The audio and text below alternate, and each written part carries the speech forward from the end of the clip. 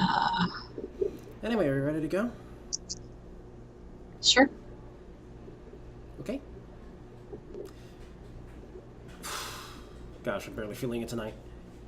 Good evening, and welcome to Nerd Rage, episode 179. I actually don't know how to follow it up because it's been kind of weird and crazy in the world lately, and there's really no way to kind of segue out of that mirthfully. So, hmm. Well, we missed last week because you had to work and Yeah. it kind of, my schedule got weird. So it was just a lot going on with us. And then this week, you were just off a little bit later than we normally would record. So we're just doing what we can do when we can do it. Yep, so it seems all the time. You did write another Star Wars and film post. Well, frankly, we've discussed. Discussed even. We never even talked about either on the show actually, because I posted the first one, after the last episode. So technically, both fall under the purview of this one. That? No, I thought we did. Weird. 178 was before I made that post. Because remember, Okay. Nerd Rage 178 was we recorded that. I want to say the day that The Empire Strikes Back Revisited was released. And Revisited was what got me on this whole fan film. I guess that's track. what we discussed. So, Yeah, that's what we discussed was the one that sort of.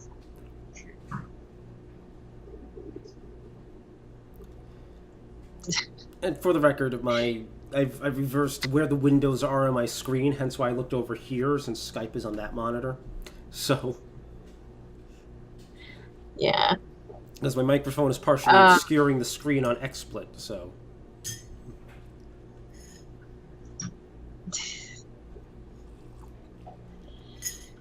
Anyway, so yeah, I did. always live. I did write the second part of the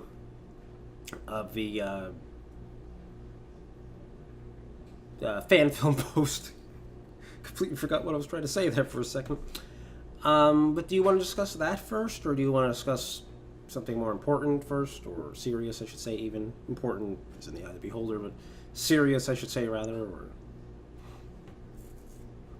Well, end on that note, or what shall we do? I mean,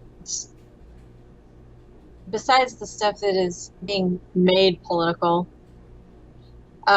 is there anything in the world of politics that we should cover? As I kind of don't know, and I really don't care, but I will talk about it if we need to.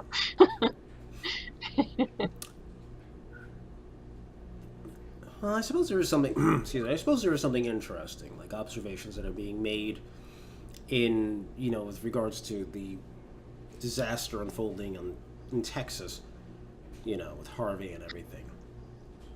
And that is that a lot of people are observing, that after the whole Charlottesville thing, that the like it feels like it feels like very often like the country's going completely insane, right? Mm-hmm. But the thing is that what we're seeing in Texas kind of demonstrates that that's not quite the case, is it? Isn't it? All right. You've had like the one instance where, uh, from what I read, looters shot at some of the Cajun Navy, as they're called, Yeah.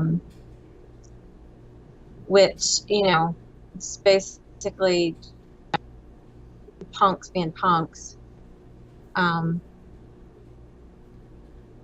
yeah, it really does seem to take something extreme to really get perspective on things.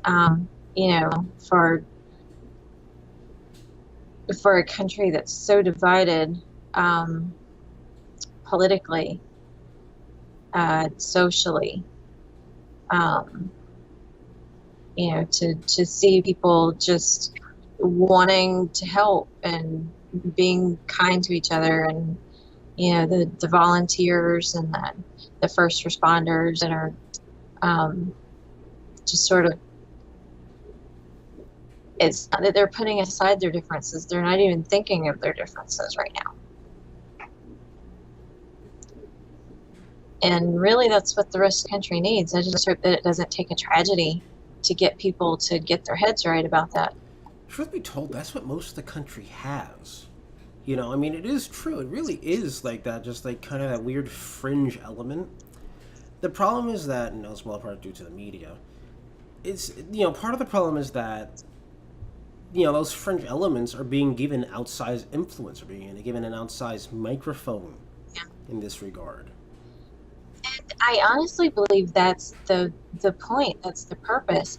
It's kind of like the whole, the debate over homosexual marriage and everything. You had a minute fraction of the country who that would, affect, who,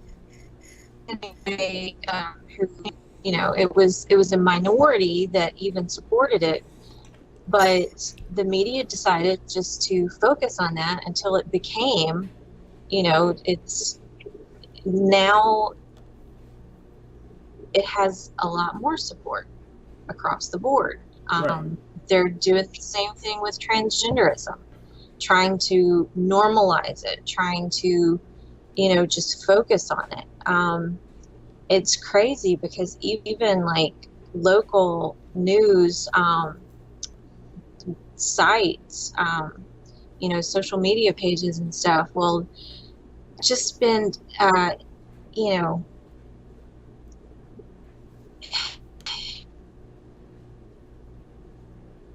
they'll spend like 80% of their time focused on issues that affect, less than 2% of the population. It's insane. Mm-hmm. And so the same thing happens when you have, like the Nazis and the KKK that wanted to get together and have their demonstration in Charlottesville, where,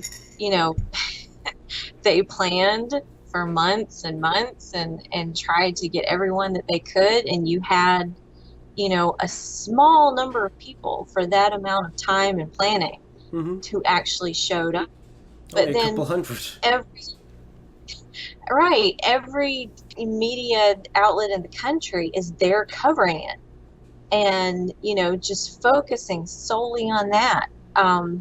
So I really do blame the media for a lot of what's happening, but I also believe that that's kind of the purpose behind it, is to make the fringe elements seem like they're bigger and more important and have more support than they do.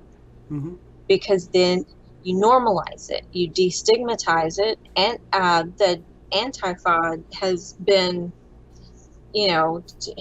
given an unreasonable amount of support and encouragement from the media. They won't even call what they do riots. They won't call it violent.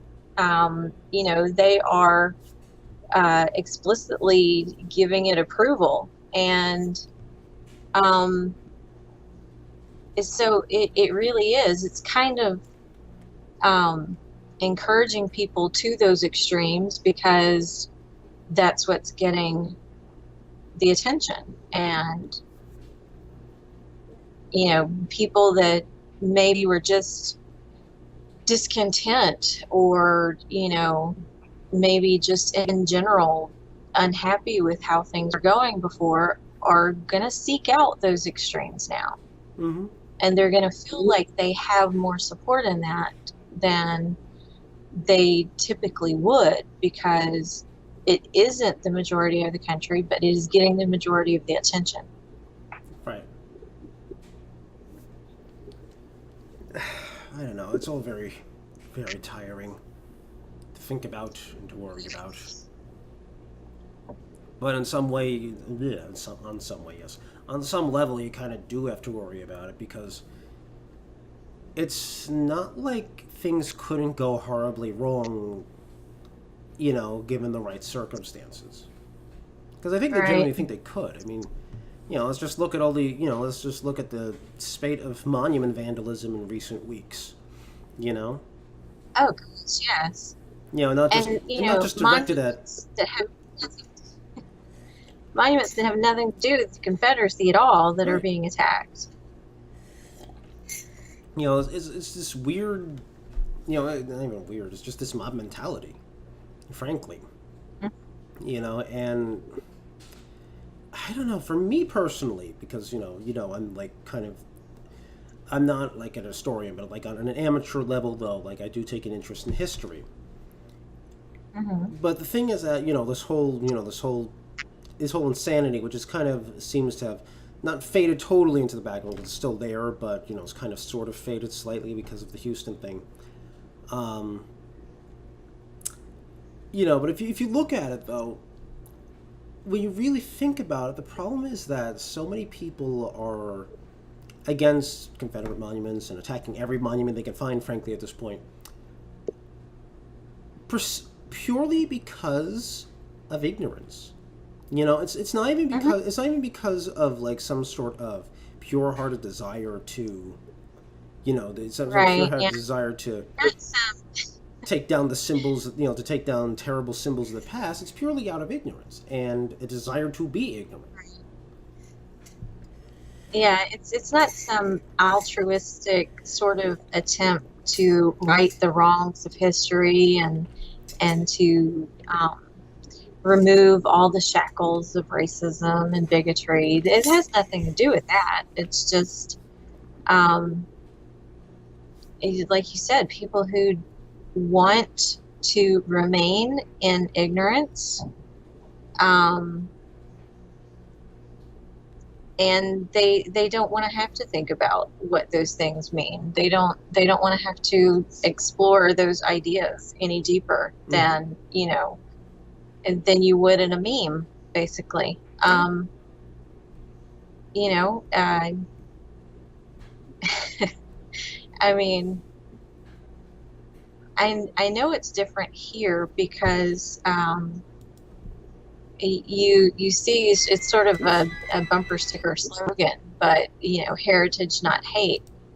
That actually does mean something here. I Mm-hmm. mean, it's It's part of it's the just history, for good different. or for ill.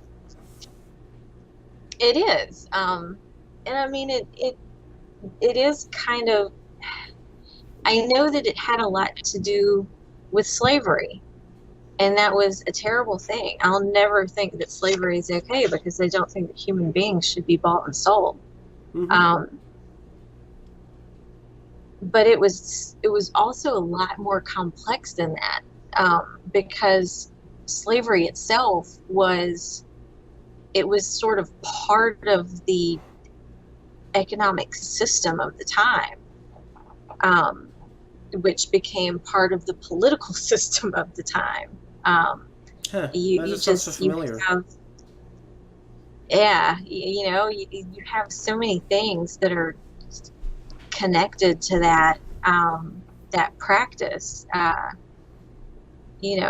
and so many other um, uh, motivations on both sides of that war that it played a part in it. Mm-hmm. Um, and honestly, the history that I feel like is being taught in schools now is such a watered down, really weak version of what happened. I mean,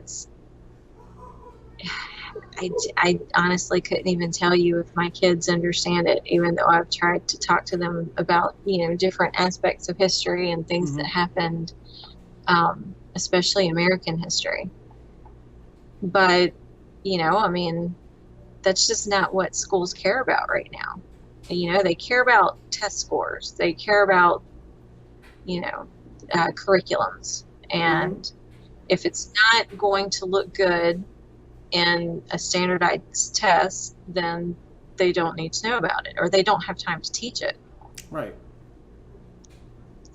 And that makes for a lot of really ignorant young people. And then, we see them looking for, meaning in their life, and they find it in attacking statues. Mm-hmm.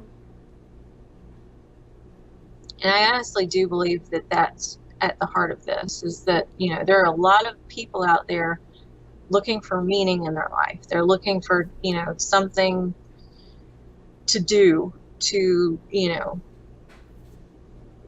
to change the world, or, change themselves or change other people in some meaningful way. Yeah. And, they have no direction. They have no, they're rudderless. They have no foundation in any kind of, set belief. So, they're floundering. They'll cling to anything that they can. And if it's, fighting Nazis, they'll do that. If it's tearing down statues, they'll do that, Mm-hmm. and then everything starts to look like Nazi, and every statue starts to look like, a symbol of oppression, because that's the only meaning that their lives have anymore. Yep. There's no more complexity and nuance. No more depth. That's what complexity means. I'm just repeating myself. Anyway, Uh, it's a very tiring state of affairs, let's just be honest. yes, I'm kind of, it's outrage fatigue. It really is. It's just too much crap going on in my life to be worried about, like I said before we started recording, um, just too much stuff going on for me to get all twisted up over, what a pastor in Texas is doing with his church right now. Mm-hmm. Um, and I know that we kind of started to discuss that in our secret group earlier, and I like what you had to say about it. If you want to just repeat that, that would be perfect. Oh yeah, I'm going to be perfectly honest. I've mentioned this on the show before, but when it comes to people like Joel Osteen or Joyce Meyer or Creflo Dollar, etc., etc., etc., the thing is that when my parents and myself were starting in the Christian walk, Mhm. those televangelists were a huge part of, how we kind of got started. And so I say that most small part to admit that, like there is a certain part of me that is just simply sympathetic out of that sort of nostalgia, I guess you could say, Yeah. right? But leaving that to one side, the thing is that I see a lot of animosity directed particularly towards people, particularly towards prosperity preachers. Mhm. These days, and Joel Osteen just happens to be the most obvious and prominent among them. Yeah. And I'm not saying, of course, that these people are perfect. I'm not saying that they haven't, they aren't making mistakes. I'm not even saying that they aren't necessarily conning people, though. Again, I'm not really sure if they are. But what I am saying is that the amount of animosity I see, especially other Christians direct to them, is not what I would consider Christ-like at all. Right. And that's kind of what ultimately drives me nuts about all this. Everyone's criticizing Joel Osteen, Pastor Osteen, and and Lakewood for closing their doors in a flood zone. But even leaving that salient fact aside, it just feels like people are just taking advantage of this situation to lob criticism at him again for the sake of lobbing criticism at him. Yes. And regardless of what you think about him, I don't think that's really the way we should be living our lives. Again, you were just saying outrage fatigue. Well, this is just another case of it, just in a different sector. Oh yeah. In this case, we're talking about the Brotherhood of Christ, where we're seeing this sort of Right. thing happening. And I was saying earlier that we should, it's like we should really be engaging, if especially people who profess to be fellow believers, we should be engaging them differently than we are. I mean, anyone in general, we should be engaging out of a sense, out of a spirit of love. But I think that's more important when we're talking about other people who claim to be Christians. Be those people Protestants or Catholics. Though, Lord knows I'm terrible when it comes to Catholicism. I have my own animosities towards them. But this isn't an indictment of me. What I'm saying ultimately is that I don't think we're approaching this in the right spirit, because I see it constantly. This is say the Babylon Bee. This is where I think the Babylon Bee always trips up, and that I've always because the Babylon Bee is funny, but sometimes they have those articles where they mock prosperity preachers, and that just gives me pause, because it doesn't feel like it's good natured anymore when that happens. Yeah. And I understand, the people who say that some of his message borders on the heretical. And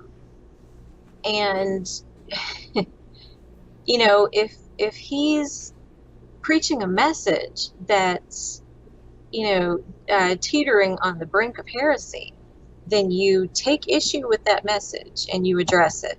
Mm-hmm. But this isn't heresy. I mean, this isn't something for the church to get all riled up about. It's they're basically demanding that he act in a charitable way rather than acting in a charitable way themselves. And that's the exact opposite of what we're called to do. Specks and beans. You're not helping anything by telling him or the rest of his congregation what they should be doing with their buildings. Mm-hmm. You should be helping for yourself. Right. Which is also something about the point I was making as well, in that, everyone's so obsessed with criticism, and one thing is that it's like, but you're not God. You're not Jesus. You don't know what's in men's hearts. You don't. You don't know right. You don't actually know what's in Joel Osteen's heart. And to criticize it just because you've read the Bible, ergo you know absolutely everything there is to know, about, everything in Christianity, I think is itself, this sort of arrogance that, that was condemned throughout that's been condemned throughout the Bible. And I don't think that we should be engaging that sort of thing. Maybe he is right. wrong, and certainly I think that on certain points, and Joel Osteen in particular, I think is wrong on several very, very important points. But right. I also don't spend all day every day going after him. Right. Yeah. Well, I mean, and in this particular instance, how we feel about his theology is irrelevant. Mm-hmm. It's not his theology that people are attacking right now. And we don't know what the issues were with, the church, with the members of the church who would, be required to be there for whatever reason. I mean, having been, grown up preacher's daughter, I do understand how, the church hierarchy and church politics work. Mm-hmm. You don't just go open it up to the public because you feel like it. Yeah. I mean, you have stewards and trustees and different people who are supposed to take care of those sorts of things. Right. And so nobody knows who those people are, what their decisions were, what was happening inside the church or, outside the church, or the roads leading to the church, or whether or not those people could get there, or whether or not they were having to evacuate or whatever. Nobody knows. Mm-hmm. It's bigger than Joel Osteen in this case. He is not like, lord over the building itself, just to go and do whatever he wants with it. But didn't you know he's seated upon a throne of lies? So, I mean, whatever you think about his theology, to attack him for the church sitting there longer than you thought it should with the door shut is not really your business. Mm-hmm. Because, you're not a member of that congregation. You're not even, in many cases, I would say 99% of the cases, you're not even a citizen of that area, and yet, you have all the time in the world to lob criticism at this man for what he is or isn't doing with a building that does not belong to him solely, specifically. Mm-hmm. Use your time, your energy, and your effort to do something constructive instead of simply trying to destroy another person for, because you want to be sanctimonious. Over ideological differences.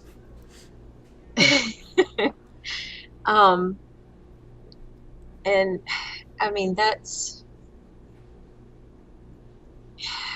I've been really disappointed in a lot of people because, there's the whole thing where people were talking about price gouging.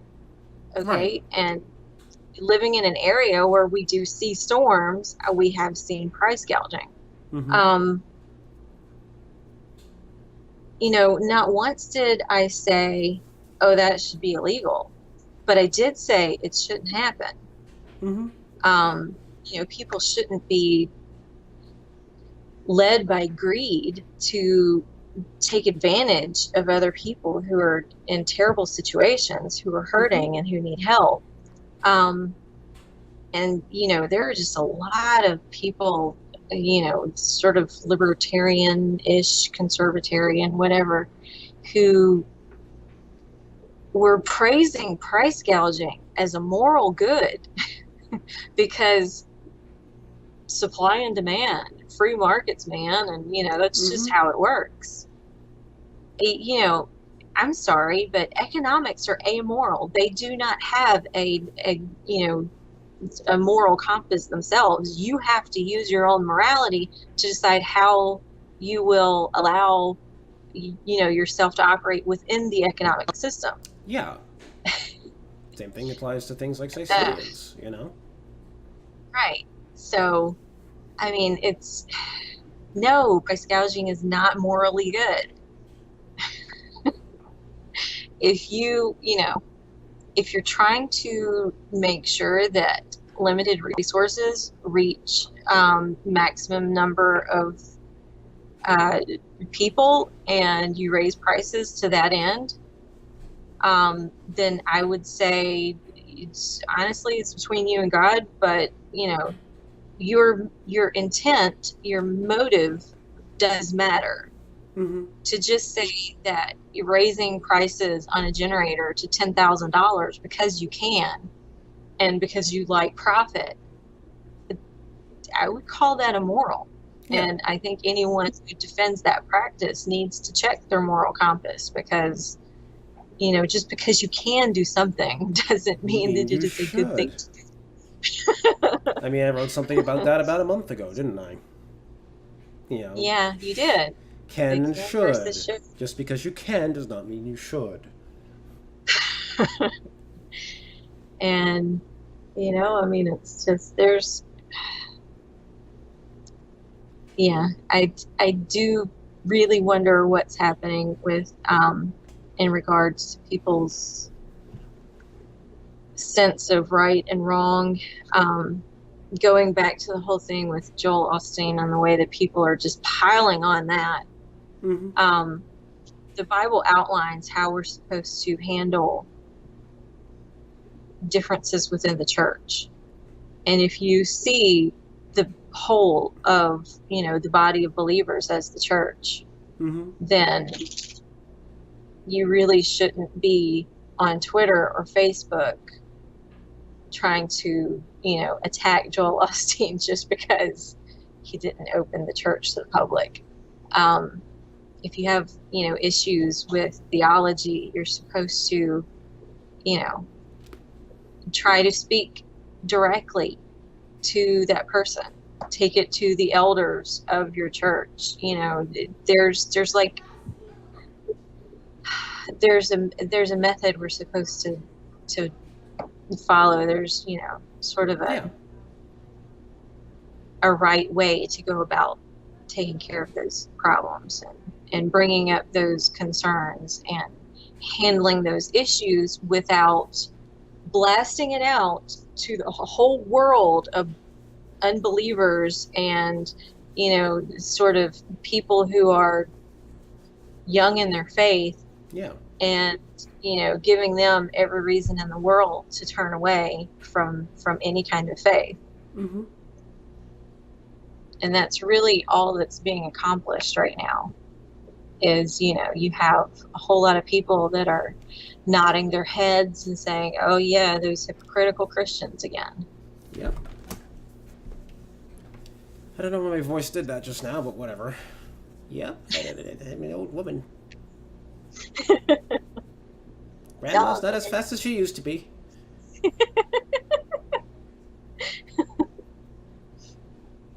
All the wisdom of the ages coming out in my voice.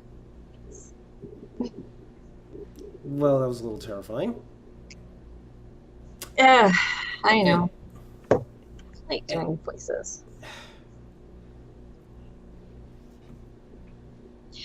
I was So trying to that's figure a out lot how of... Fuck. I was trying to figure out how to segue out of that. It wasn't happening though.